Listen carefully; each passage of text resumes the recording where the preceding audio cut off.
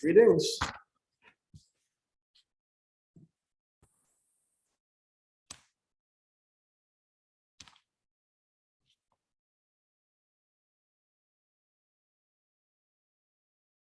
Hello, Derek, Michael, Ruben.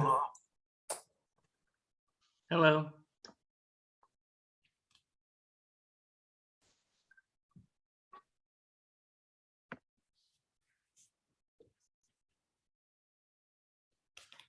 Yeah, so I am in the Silver Spring ashram.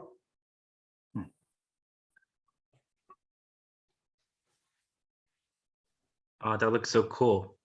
Yeah. It's actually my first visit to this location.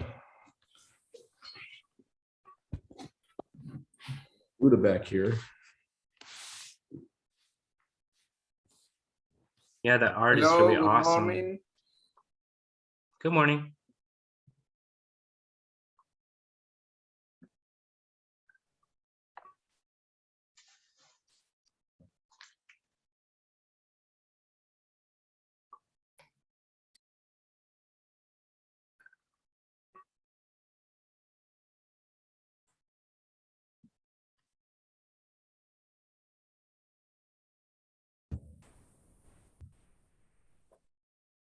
Hello.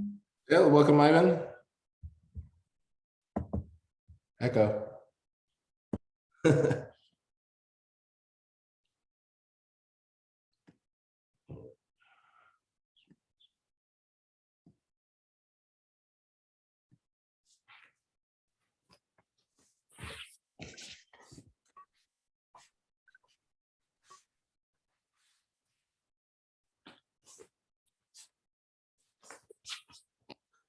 Yeah, so keep an eye on the entry lobby here. See who else joins us. How is everyone in their corners of the world?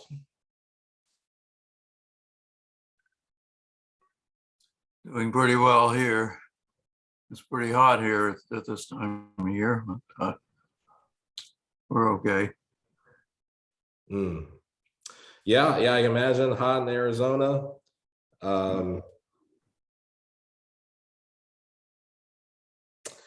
Yeah. I'm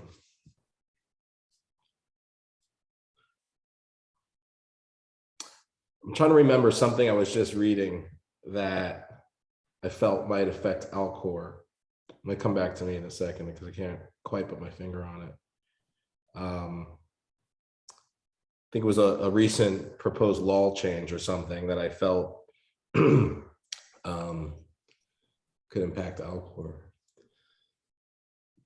Okay. Yeah, wonderful. Looking forward to getting out to Phoenix and Scottsdale. It's been quite some time that I've been out there, and I've never been to the Alcor facility. So looking forward to to getting out there. Yeah, I actually been working with a number of people in the Phoenix area, and one of my mentors is based out there. Yeah. Ivan, how's it in Berlin? Yeah, actually, it's great here. It's summer, so yeah, the weather is cool, not so hot, I would say. So yeah, I would say ideal weather. Excellent. Good.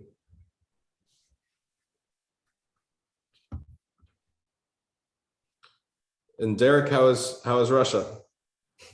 It's too hot here, for sure. Yeah, makes everything a little more difficult, kind of tiring. It's pretty hot. Yeah.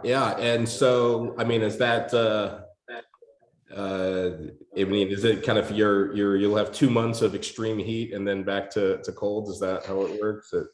Pretty much, and it's strange for me because we're located kind of very north, like above the equator on the planet, right? The sun rises at like 2:45 in the morning.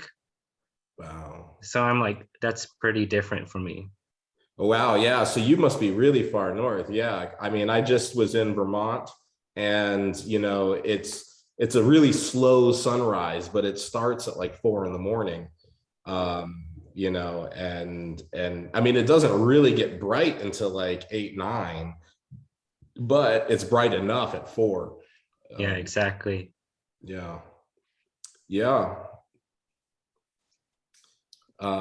Ruben, how was Argentina? I think you're Hello. probably closer to the Well, equator. we are in winter. It is cold, but cold for us is 2 degrees centigrade. It's not the same cold that in Russia or Belarus or Berlin. Our cold is 0 degrees at least. Yes. Yeah. Wow. Ooh. Yeah, I'm glad it's not winter. It's actually been up in Vermont, we had some nice weather. It got cool, got rainy. I'm down in Maryland right now. And it's nice. It's overcast. I think this is what Martine's dad, my grandpa Hal, I remember him saying his favorite weather was like 65 and overcast. And that seems to be just about what it is in DC right now. It's not cold, it's not warm, it's a little wet, not quite soaky, not dry, but pretty nice, comfortable to do most things, outside. And I imagine, I'm not sure if this is the case in Russia, but even in Vermont, most people don't have air conditioning because Yeah, here too. Yeah. Yeah. So yeah, when it really gets those high temps, even though it's not most of the year, it's not long enough to install vacuum AC or something. Wow. Yeah, it can really get hot and no relief from it. All right. Welcome, Julio. Yes. Hello. How is everyone? I think we're all well today. Yep. Usual, I'll just say a few things and keep the microphone mute most of the time. Okay. Yep. And we know we have in just 10 days coming up the Space Day Colloquium. Yes, indeed. And in fact, this year colloquium looks great, and I'd like to invite everyone to participate. In fact, 2022 is an important year because it's 50 years since humans have been back on the moon. So we are dedicating both colloquium this year to space. This is going to be mostly about cultural and philosophical and spiritual implication of space. In December, we're going to explore the real thing of what is happening to go back to the moon and finally on Mars. So now we're going to have some excellent speakers like Frank White of Overview Effect fame, Frank Tibler, Rick Tomlinson, old and well-known activist in space, Riccardo Campa, an Italian philosopher who has written a lot about transhumanism and space, and electronic musician and space enthusiast Elaine Walker. So it's the Space Day is going to take place 10 days from now on July 20 at 10 in the morning, just like this gathering. They do look forward to seeing everyone there. There is a web page that I'm just going to put one moment in the chat. Yes. Which is here, and there is a Zoom coordinates included. Chat.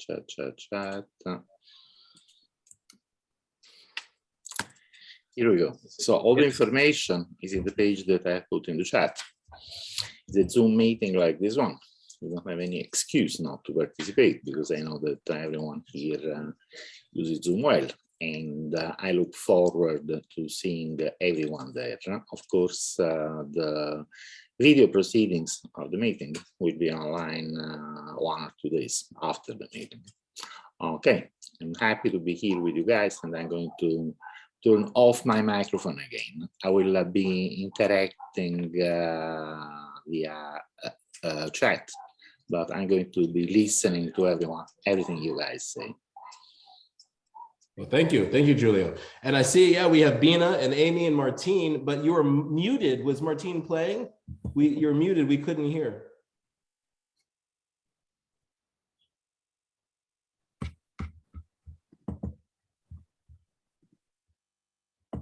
There, sorry about that. Yeah, Martine was playing the flute, but I couldn't interrupt Julio speaking, so we had to miss the flute button.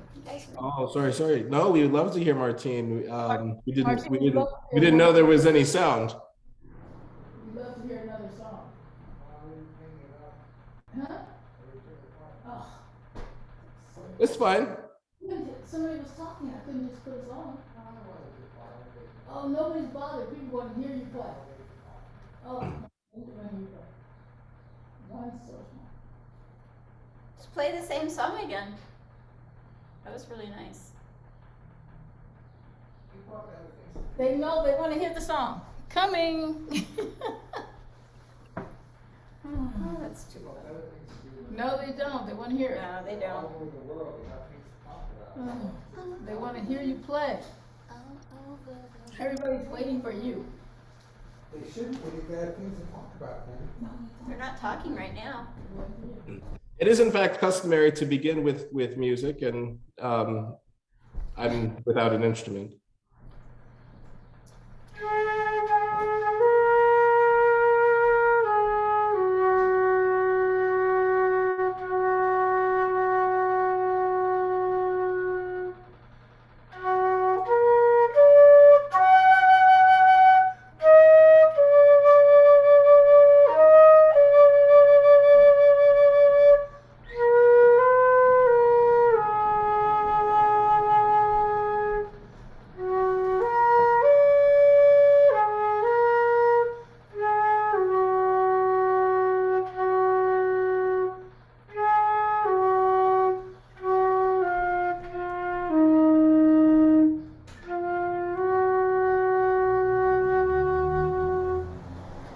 It's a song by Nina Simone called "Did I Ever Say How Much I Loved You?"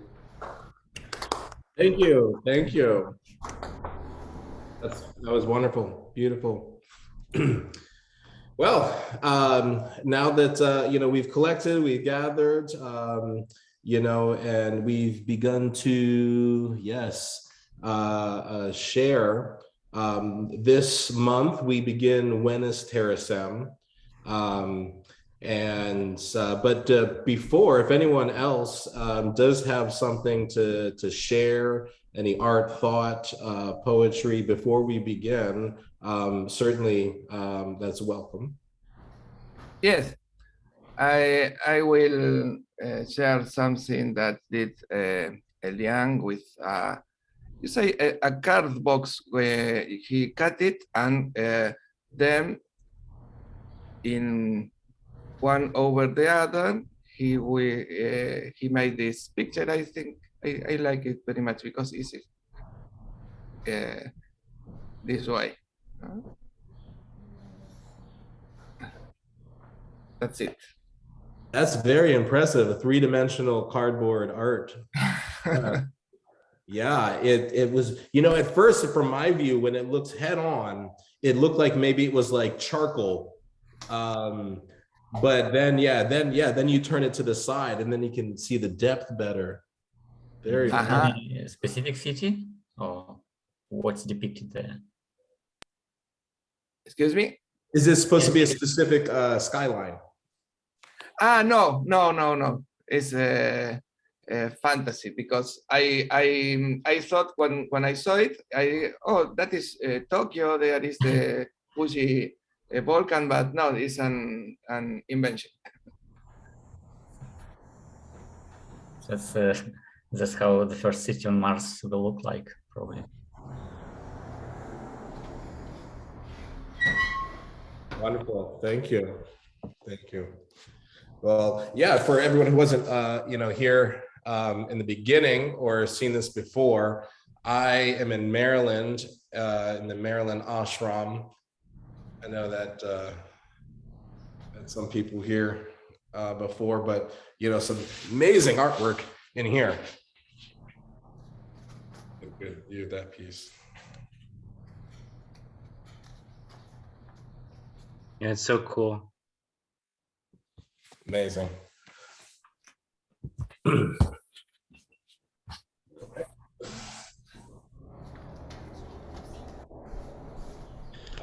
So we will begin with when is Terasem, the first half.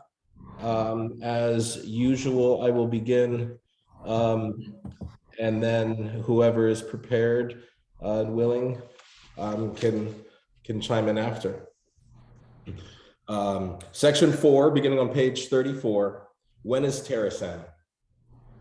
Terasem arises when diversity, unity, and joyful immortality arise, which is soon in subjective time.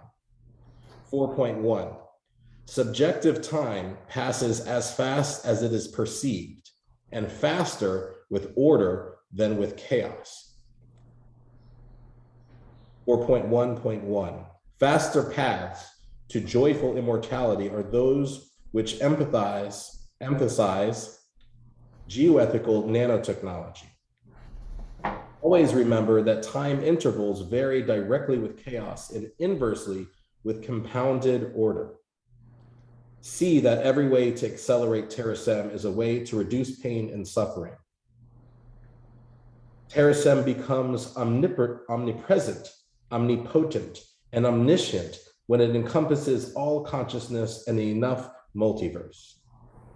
Extension of intelligence to the cosmos clocks the arrival of multiversal Terasem.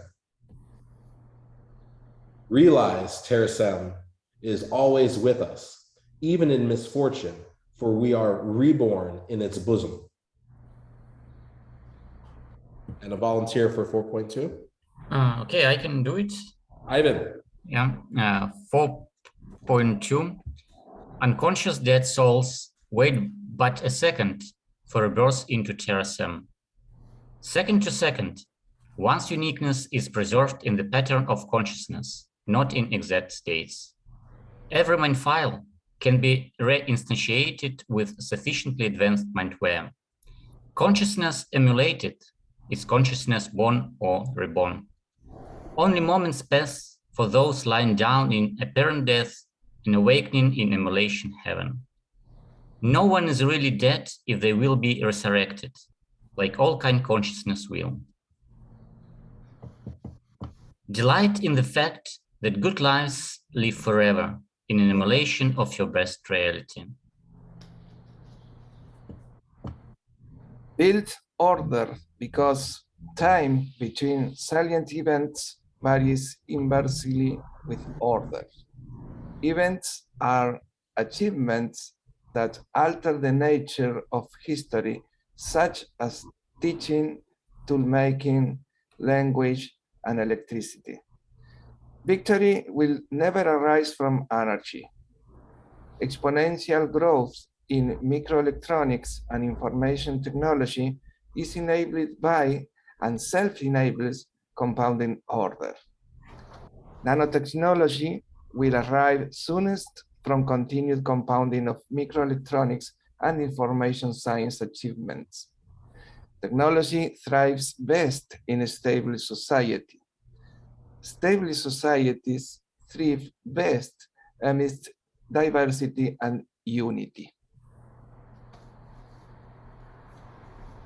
I can read this one. 4.4. Julian calendar time. That's a name for Julius Caesar, by the way. adjusted for lapses in double exponential growth, marks progress toward multiversal territory. Before the year 2100, we will witness full cyberization of diverse united Earth life. By the way, Ray Kurzweil believes that will actually happen before the year 2050. So 50 years sooner than that. And that's not even considering advances in quantum computing, which could accomplish all of that even much more quickly. 4.4.2, before the year 2200, we will witness self-replicating system unification of the Milky Way galaxy. And we already have nanobots that are self-replicating, and we already have satellite probes like Hipparcos that are measuring, more than 10%, of the stars in like, the portions of the Milky Way galaxy we can access. And that's like in our very, very primitive state. So I think this is, actually quite realistic, although it depends on the cooperation of the Vulcans, Klingons, and other life forms in the Milky Way galaxy. Before 4.4.3, before the year 2300, we will witness complete emulation of the Milky Way galaxy. That will be extremely helpful because you never know when like gamma ray bursts will go off, and so it would be very good to have a digital twin of the Milky Way so we're all not stuck with the physical one. Before the year 2400, we will witness self-replicating system unification of the universe. That's a very tall order, but Ray Kurzweil's book shows that by turning matter into computers, long before 2400, we will have the computational capability to, in fact, simulate and emulate the entire universe. Before the year 2500, we will have complete emulation of the universe. And before the year 2600, we will witness joyful immortality via control of cosmic physics. This is a very important point with regard to the upcoming workshop on space that Giulio is organizing, having the incredible Frank Tipler speaking there, whose book on the physics of immortality really laid out how we would be able to escape from like the dumb laws of physics, and how there would be a recapitulation in a closed universe. I'll be very interested to see what he has to say about an open universe, that the expansive forces outstrip the gravitational self-attraction. But even aside from Frank Tipler, Ray Kurzweil has pointed out that all of our physical understandings of the universe, including like, Big Crush or endless expansion, are based on our current understandings of physics. And yet our current understandings of physics have been, revolutionized multiple times. So, the laws of physics don't account per se for the exponential power of intelligence. And whether it is, discerning physics at a higher level that allows us to alter the dumb physical laws, identifying wormholes between different universes in a multiverse, or things that right now our feeble minds can't even conceptualize. It is just the epitome of defeatism to think that just because our current Einsteinian understandings of gravity will be like the end of this universe. Kurzweil has laid out very clearly why exponential exponential increases in computational intelligence will allow us to opt out from any kind of mortal end to the life of this universe. Sorry for all the footnotes. We have one more section, 4.5. Any volunteer? I can do it. Yes, please, Mike Perry. Exponential, okay, section 4.5. Exponential growth is the key to understanding when Terasem achieves completion. Growth is how our reality is wired to ensure the good ultimately outcompetes bad. Rapid, sustained growth is sustained by diversity for environmental adaptation and unity for environmental management. Organization enables compounding of achievements and exponential growth, whereas anarchy makes progress impossible. Without law and order, there is no progress toward joyful immortality. Treasure diversity as the impetus for advancement within a well-ordered matrix. Honor individual initiative as the tool that ensures order is a platform rather than a prison. Amen. Well, that concludes the first half of When is Terasem? And I thank everyone for their participation and oops. And then I want to first start. Julia had a few questions as Martine was reading. And so let me bring them up for anyone not seeing the chat. Julia had asked Martine had any news on the singularity is nearer. And then of Mike Perry that he has a new edition of his book coming out. And then he says that Frank thinks, Frank Tipler, I believe, is that we will halt the expansion and make the universe shrink again toward the Omega big church, big crunch. So those are three comments, questions by Julio in the comments. I can answer the one directed to me. I believe I sent to Julio, although I wouldn't swear it was to him. I sent to somebody the draft of The Singularity is Nearer. I sent it to somebody in Terasem. I thought it was Julio, but maybe it was somebody else. But I do have a draft of it. I could send it. So I think the book is imminent. I would say, in the spirit of this month's reading, it is near in subjective time. So I think it's coming very soon. But I would really love to hear about Michael's next edition, because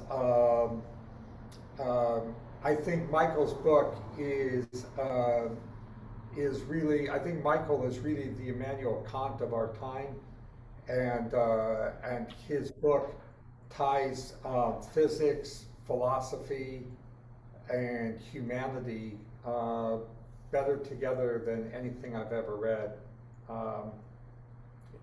Immortality for All. Immortality for Aller. Forever for All. Forever for All is the title of it. You want me to talk about that a little bit, very briefly? Yeah, you're such a great thinker and author, Michael. I really would appreciate that. I'm sorry I mistitled it. I apologize. No, that's okay.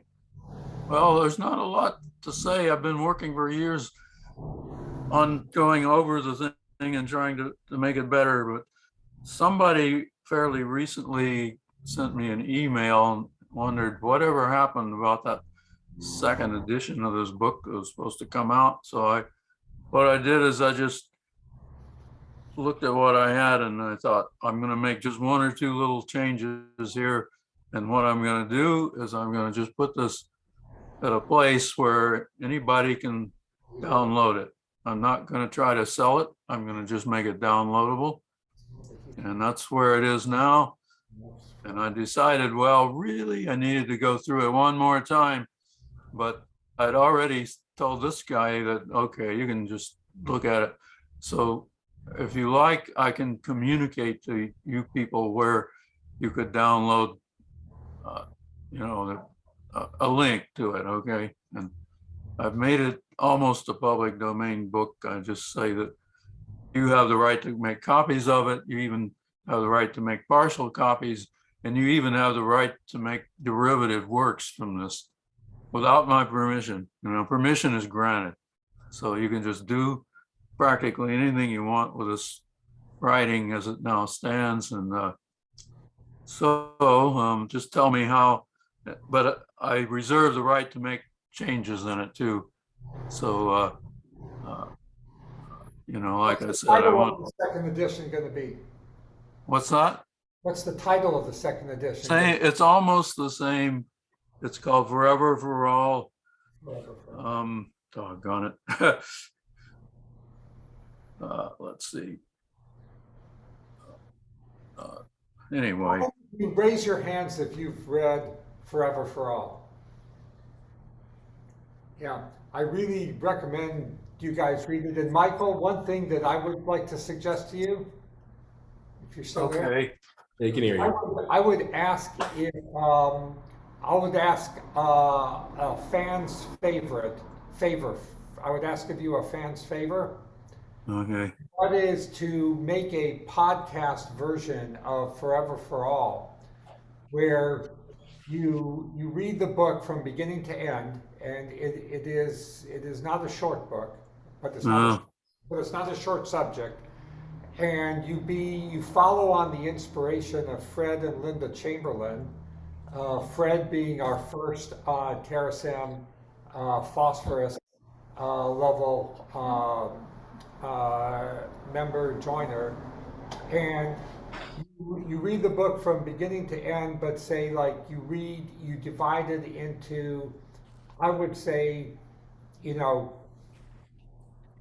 5-minute chunks, so that a person can in 5 minutes get basically a page worth of the book. And one, that's good because it makes it accessible to vastly more people than are going to have the whole book, because everybody who has a smartphone, which is like everybody, can access your podcast on it.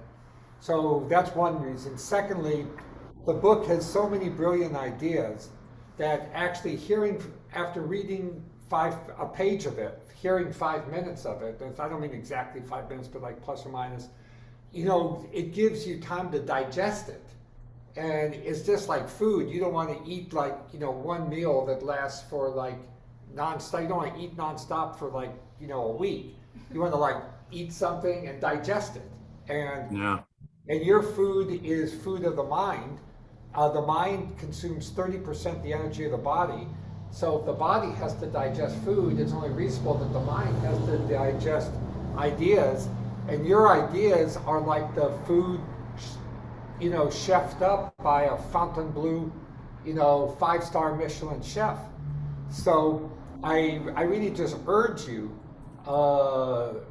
to turn Forever for All into a Forever for All podcast, in which each podcast is 5 minutes. And if the person wants to listen to 12 in a row, they're free to do that. It's a free podcast that people can listen to, and that's really what I urge you to do. Sounds like it'd be a lot of podcasts, but you mentioned the Chamberlains. I probably would consult with Linda Chamberlain right here and get her feedback about doing podcasts. And well, I will look into that, and maybe we can do something like that. Well, Linda and Fred's podcast of the Truths of Terasem have been listened to by a great many people. Okay. I should listen to those too, some of them. Oh yeah, they are amazing. For any friends of yours for whom Spanish is their first language, you could listen to the translations of them by Ruben. So those Fred and Linda podcasts are amazing, And I think the podcast is one of the great media inventions of this decade. It's bringing so much content to so many people. It's a podcast is like the anti-Twitter, where Twitter tries to collapse a truth into, what is it, 144 characters or something like that. You know, a podcast is more like long-form journalism, where you can get into a subject in depth and, you know, really explore its meaning. And it's a beautiful medium. Forever for All is astonishingly beautiful content. And if you just discipline yourself, out of your whole 24 hours, just say, I am going to spend 15 minutes a day making my Forever for All podcast. I don't have to create the content. I already got the book in front of me. I'm going to take 5 minutes to set everything up. I'm going to take 5 minutes to record the podcast. I'm going to take 5 minutes to touch the buttons and launch it into cyberspace. You can be sure that if you do those podcasts, we will translate those to Spanish also. Thank you, Ruben. Thank you so much. I have a question on this point, indeed.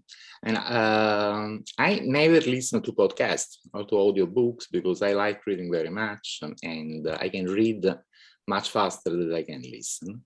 So it's very difficult for me to understand how it is that many people prefer listening instead of reading. But I hear many people saying that it is a fact. So I'm looking for your opinion, Martin, and for others' opinion. Is this a fact, and why? So my opinion is that there are several answers to your question. First of all, the human being, you know, we have been around in some form or another for, let's say, roughly speaking, 1 million years. Okay, since Homo erectus. And there's some pretty strong evidence of us having language for about 250,000 years, some ability to vocalize and speak. And literacy really began around the time of Babylonia. So let's say that around like 5,600 years. So for more than 10 times the period of literacy, all of the information that people were hearing was like listening. And so that's very deeply ingrained in the human culture, and possibly even there is genetic preferences in terms of survival for people who are able to digest audible information, were able to live longer, produce more children, and pass on those preferences. Secondly, even from the time of literacy, 5,000 or so years ago, until the last 100 years, 99% of the people were not the people reading and writing, but were the people taking in information audibly. So audible intake of information is much more human, much more natural than reading. So that's one reason why I think you see people preferring so much podcasts. It feels natural, like sitting in front of a fireplace. It feels natural and it feels good. A second reason is that in this society, people have to multitask a lot of things. They got to drive somewhere, they got to walk somewhere, they got to bike somewhere, they got to be somewhere. And you can't do all these things while you're reading, but you can do all these things while you're podcasting. And in America at least, the average commute that people drive is something like 30 to 45 minutes. So you can easily digest a Mike Perry podcast, while you're driving and still pay attention to the road, or while you're walking to school or to work, sitting on a bus, sitting on a tram, sitting on a train. All of these things can be done while podcasting very well. And then finally, there are many, many people who have some form or another of dyslexia, and they are simply taking in information visually in terms of textual information. They could do it, but it's not as enjoyable as taking information audibly. And I'm sure it's vice versa. Some people taking in textual information audibly is not as comfortable for them as visually. So Mike's book is already out there in text form, so the visual people can access it, and this provides a way for many more people to access it. Thanks. Yeah, I understand these points. I'm just wondering why the first point doesn't really apply to me. But I guess everyone has his way. And yes, Mike, you didn't send you didn't send the link yet, huh? I suppose. I look forward to first reading to Terasem yet, but I did send it to that one gentleman, and I said you can share this link if you want. Anyway, you folks don't see a mirror image; you see the forward image. On what I believe would be the right is what is the old version of the book, and that cover was professionally designed and at the insistence of the publishing place, but I would say that they did a competent job, but it looks too science fiction-y to me. And this one on the left is the new one, which is just put together by me. It's not professionally, I'm not a professional cover designer. I don't know if you can see in the background, but actually there's a whole bunch of faces of people that you can see behind the emblem and everything. And so you see what the title is. It's almost the same. It says cryonics, moral philosophy, cryonics, and rational prospects for immortality is the new title. It did say the scientific prospects for immortality, but anyway, I had a reason to make a small change in the title. So that's what the two. I just printed this off on luckily we got an office. Our office copier is only a few feet away from where I'm sitting. So I was able to quickly print this copy of the first page of the cover page of the book for everybody to look at. But anyway. Can we just call it Forever for All? It'd just be called Forever for All with, yeah, you can call it just that. Just call it Forever for All. But yeah, that would be a really good podcast, Forever for All podcast. Basic idea is that, as crazy as it may sound, in some sense, there's a way to get back everybody, even if you didn't get cryopreserved or anything. No, I don't think that's crazy. That's the philosophy behind the Church of Immortality. The Church of Perpetual Life. I've talked to Bill Falloon privately about that, and he says, oh, he's convinced the technology is up to the task, but he doesn't have any idea how it would happen. But I've been working on it.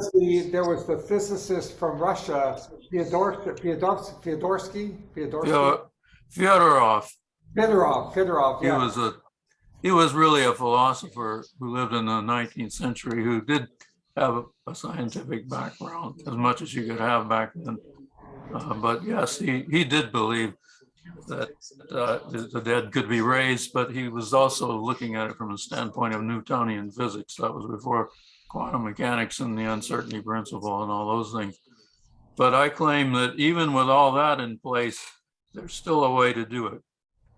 And I don't want to take up a huge amount of time right now, but I've been working on some of the mathematical issues involved in that. I look forward to reading the book again. Okay. So if you can send the link to the second edition to me. Where would be a good place to send that link? So it just put it in the chat here. In the chat here. Yeah. You see there is a chat button. I see a chat box. Bottom of the window. You open that and I'll you see write. It. Okay, I've got to track down that link. But so I think I can do it before the meeting's over. Michael, my answer to you is I think it's great that there's people like yourself and others working on achieving immortality for all. But, you know, I also am mindful of Voltaire's statement that the perfect is the enemy of the good. Yeah. And I think even if it's achieved for 1 out of 100 people, and if those people are people who choose to be revised, that's a question of their own personal autonomy, and that there are no economic or other barriers in the way of them doing that, which is all what Terasem is about. then I think it's like, you know, a tremendous, wonderful success. And with Terasem, it is free for all to achieve forever via the Life Knot service. And so Forever for All is something that can be achieved right now, today, via Life Knot. And I encourage people to avail themselves of the space casting function as well on Life Knot. Okay.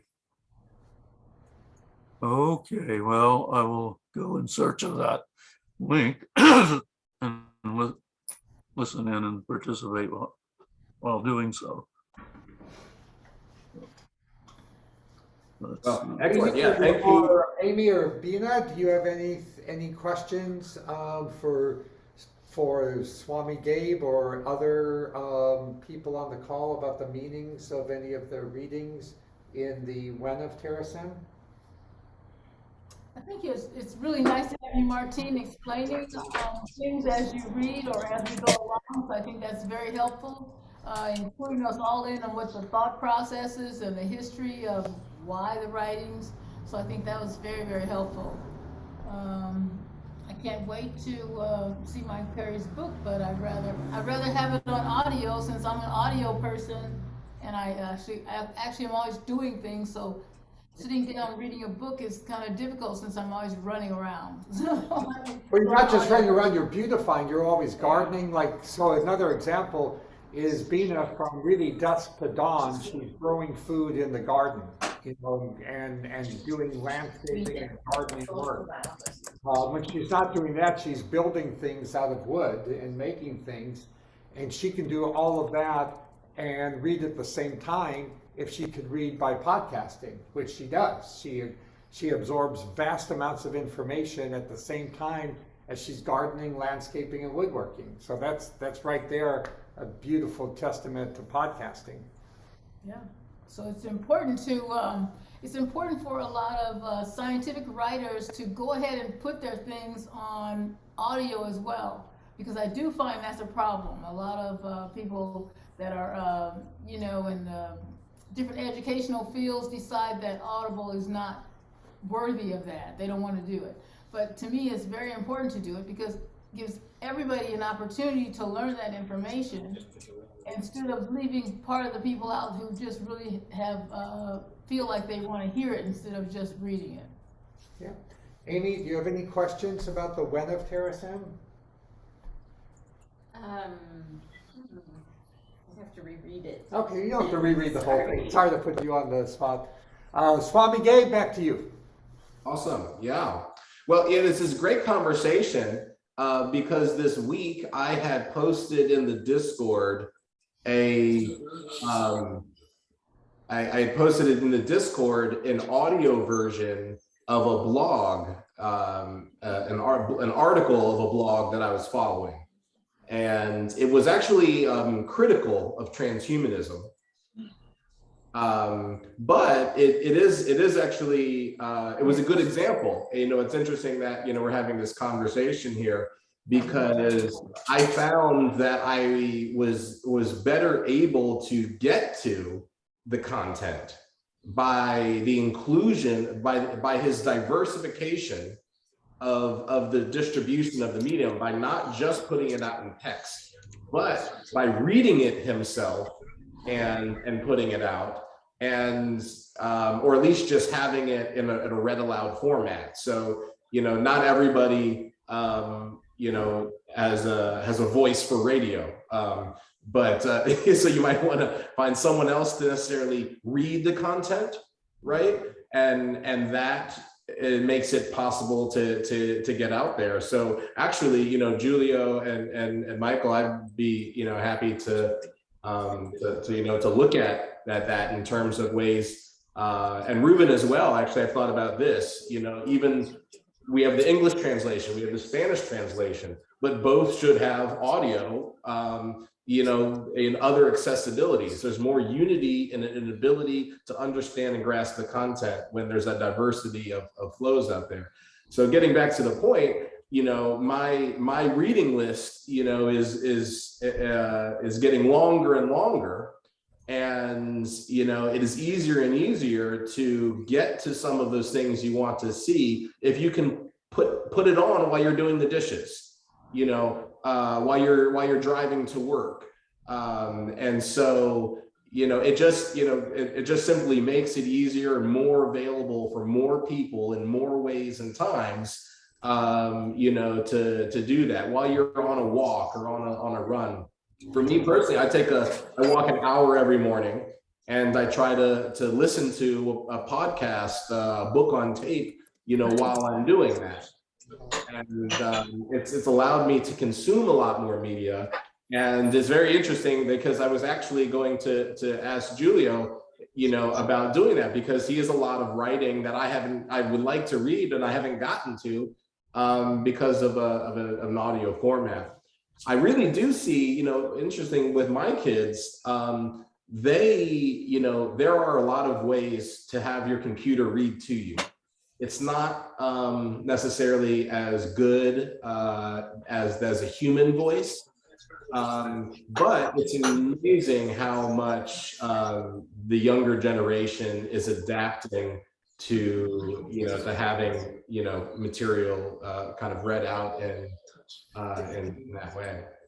So certainly would love to see all of that, and then even work on the translations as well, because I'm practicing my Spanish. April, Yes. I did put the link on chat. Is there anything I need to do to send it on to you, or is it there already? Did you hit enter? I don't see it there. I hit in. Okay, I didn't hit enter. See, I'm so Here we go. Yeah. It's there. Okay. Yes. All right. Yeah. Yeah. Now we see it. Now we see it there. Okay. Read and I hope enjoy. I probably will make a few more changes, but it's not like a printed book. I grant copyrights and everything. You can copy it and everything all you want, but I might make a change or two. I'll try to designate which version it is or something like that. So yeah, and the more I think about it, it's just I guess serendipitous, because this podcast I posted this week in the Discord, it touches on these points. It is critical of transhumanism and the metaverse. It frames it as an either or, which I find is kind of an odd perspective for this writer to take, because it's not normally such a black and white view.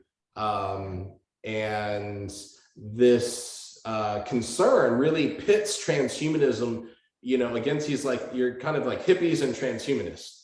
And so I felt it was odd, because I consider myself a hippie transhumanist, to say that it was kind of like this one or the other side. But what he really talks to is this, he talks about progressivism and chaos versus order, in this, and how transhumanisms and progressives, believe in the enforcement of order. But to speak to the when of Terasem readings that we have, particularly 4.5.6, 4.5.5, treasure diversity as the impetus for advancement within a well-ordered matrix. I mean, I think that really speaks to, to part of the points he's making. But to really sum it up, 4.5.6, honor individual initiative as the tool that ensures order is a platform rather than a prison. And I think that point really is like, if you listen to that whole podcast and you listen to the points he's trying to make, I think this is the ultimate point that sums up not only Terasem, but really, the kind of crossroads that we see ourselves in globally, and particularly here in America. The honoring of an individual initiative as a tool that ensures you know, we are free and able to make choices and not slave to, you know, to the system. And so I think that is, you know, the essence of what is Terasem. Terasem is, you know, is where you are making, you know, your choices for yourself, you know, the choices you're responsible, yourself, others, your environment, those around you. When is Terasem? At the time of choice, at the time of action, that is the time of Terasem. And I think that's a good way, at least to sum up and probably leave, you know, when is Terasem until next time. But before we go into a quick meditation and close out, I want to, you know, give anyone else a chance to chime in. I wasn't going to chime in on that, but I wanted to show you a great bowl of strawberries that Amy brought for you, but you aren't here. So Sorry. so we'll enjoy them for you. Yes. Yes. Gabriel, I had two topics for today, but I'm sure we have no time for the two. But at least I want to read the first one very briefly. I have written it previously in order to have a little more vocabulary, so I'm reading it. It refers to the news that we were able to read a few days ago about Blake Lemoine, the Google engineer who was suspended after claim that the Lambda artificial intelligence he was working with has developed the ability to be sentient. In my opinion, it is clear that Lambda is not sentient, but it is interesting that it was able to convince an expert like Lemoine that he was. Things are changing very fast in artificial intelligence, and this news makes me think that we may be close to a possible unwanted situation. This situation would be that an artificial intelligence can finally pass the Turing test, but not being something real, at least in the sense of true self-awareness. I would like to hear your opinion on this topic. But Ruben, how can you prove that you are sentient? Yes. Perhaps we have to redefine the Turing test. I don't know. Yes, well, I think Julio has some good content on this. For me, you know, it's, I believe that intelligence, really consciousness is, you know, is a process. I think it is a relationship. You know, and so I don't know that we are sentient, nonetheless, this machine. And what was that? In fact, I have written a little something recently. I have put the link in the chat. Summarizing, I'm quite skeptical of the idea that a program running on a silicon computer can be sentient, because I kind of assume that consciousness is something physical. It's not a number. It's not a string of bits. It's something that happens. So I kind of don't think we will build conscious silicon digital computer. The key word is digital, that of the kind that we can build now. But I'm quite confident that future technology will be able to reproduce consciousness. Now, since we have here in the audience the original template to a robot who arguably is already or will become sentient sometime in the future, I think that may be a way to go. I mean, imagine a future version of Bina 48. You know, they are working on that. And imagine that that future version is built using neuromorphing hardware that is engineered to reproduce whatever computational thing that happened in our brain, or maybe even further, supposing she gets sometime a quantum computing brain. Now, my objection that a conventional digital computer would not be conscious does not apply to neuromorphic hardware, and especially does not apply to quantum computers, because, you know, if consciousness is something quantum in nature, and since the quantum computer leverage exactly the quantum behavior that is found deep down in the bedrock of reality, then yes, I think quantum computers with appropriate software will be conscious, and I think we will see that sometime. Excellent. Well, we have reached the top of the hour, and so I'd like to, close this out with just a quick deep breath. Roll out your shoulders, your neck. Just a quick relaxation. After this, I encourage everyone to continue the conversation online, on Discord.